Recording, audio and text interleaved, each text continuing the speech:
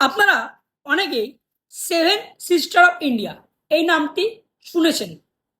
আপনাদের মধ্যে হয়তো কনফিউশন তৈরি হয়েছে যে সেভেন সিস্টার অফ ইন্ডিয়া বলতে কি বোঝায়। কোনো পাহাড়কে বোঝাচ্ছে, কোনো নদীকে বোঝাচ্ছে, কোনো শহরকে বোঝাচ্ছে, না কি বোঝাচ্ছে? এই যে কনফিউশন তৈরি হয়েছে, এই ভিডিওটিতে দেখলে পরে আপনাদের সেই কনফিউশন সরে যাবে।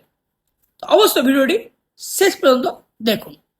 সেভেন সিস্টার অফ ইন্ডিয়া বলতে আর কিছুই নয়, ভারতের উত্তর পূর্ব ভারতের 7টি রাজ্যকে বোঝানো হয়েছে।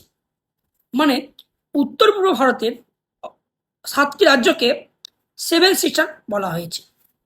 7টি রাজ্য কি কি? 7টি রাজ্য হচ্ছে আসাম, ত্রিপুরা, মেঘালয়, মণিপুর, মিজোরাম, নাগাল্যান্ড অ্যান্ড অরুণাচল প্রদেশ। এই 7টি রাজ্য নিয়ে গঠিত হয়েছে আমাদের সেভেন সিস্টার অফ ইন্ডিয়া। তাহলে কি কোন কোন রাজ্য? আসাম, তোমার ত্রিপুরা, মণিপুর, মিজোরাম, মেঘালয়, নাগাল্যান্ড অ্যান্ড অরুণাচল প্রদেশ।